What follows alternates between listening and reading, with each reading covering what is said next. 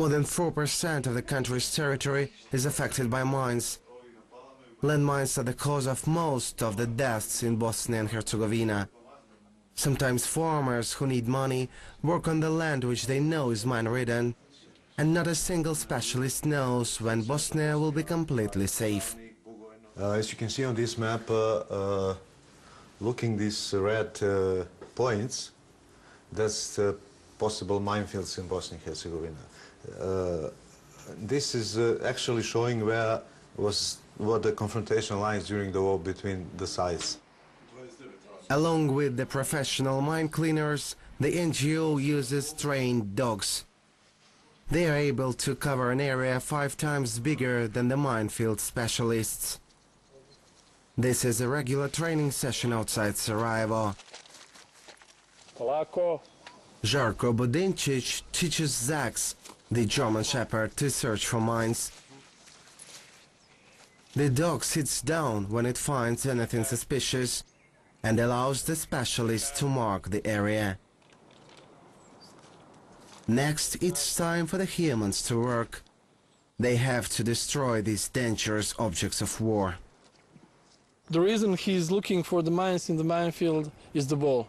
The main thing he wants to do in a minefield, not in a minefield, after his work in a minefield, is the playing with the ball. Okay, sure. So this is the only reward the dog gets when he finds the mine.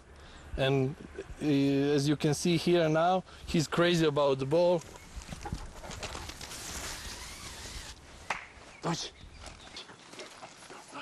Žarko uses commands in different languages to control the dog. Zax understands English, German and Serbian, as his master uses short, strong words as commands.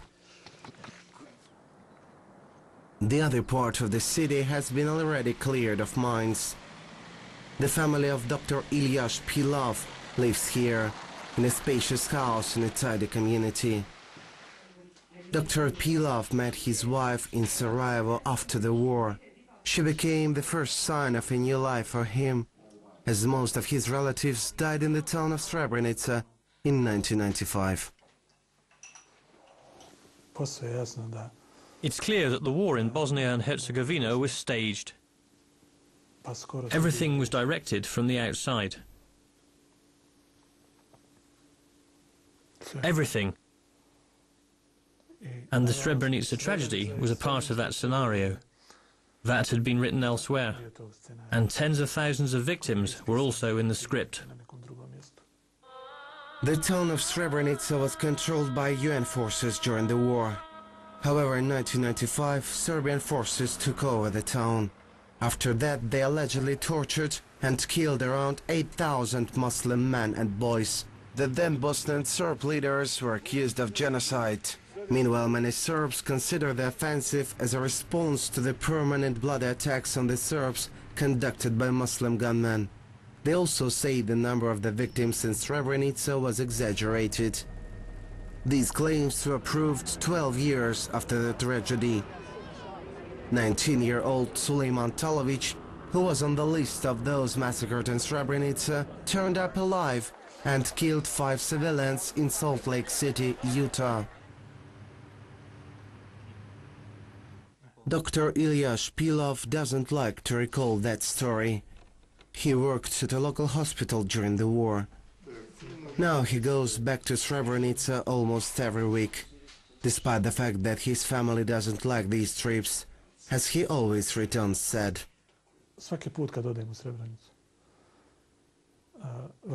Every time I go to Srebrenica, I return sick, and I need some time to recover. But I have to go there. It's my moral duty.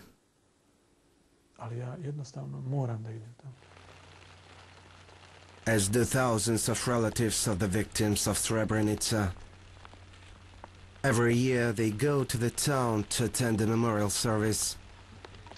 However, the truth behind the massacre is still unclear.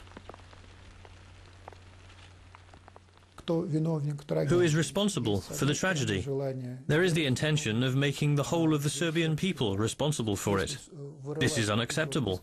The whole nation can't be responsible for the crimes of individuals. The tragedy was preceded by some actions from the other side. So, the case must be approached from a historical context. Many Serbs say the civil war in the 1990s was the sequel to World War II. In the 1940s, the Serbs fought for their land against the Croat fascists. Hundreds of thousands of Serbs, Jews and Gypsies were tortured and killed in concentration camps.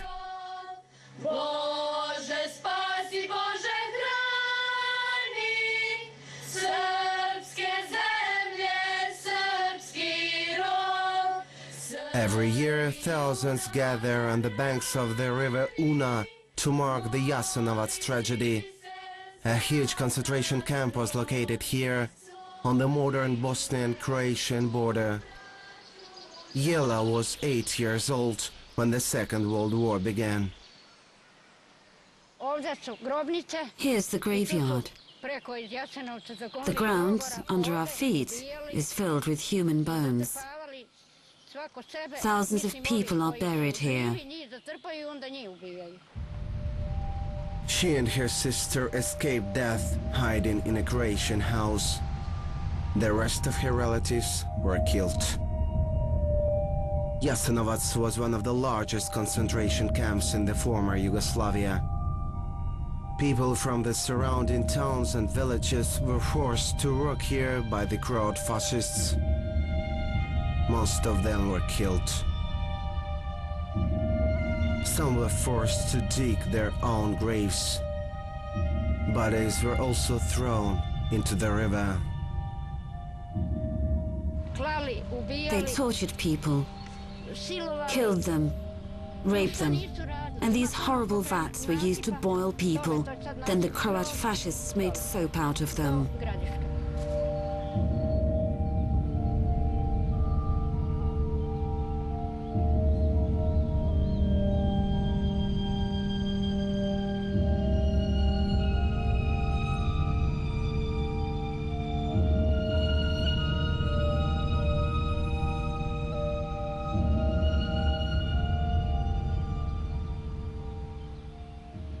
"40 years after the Second World War, Jela went through another conflict.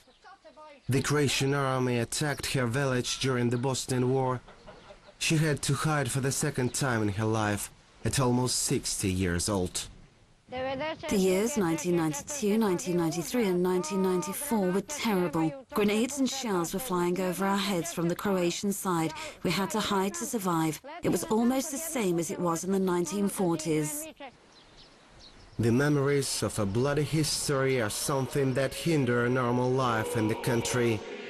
Before the civil war, people in Bosnia used to celebrate all festivals, civil, Christian and Muslim. There are moves to reestablish this part of life. But for many, ethnic and religious differences are still more important. The military conflict has been frozen in time, but some people still see Bosnia and Herzegovina as an unexploded mine under the watchful eye of Europe.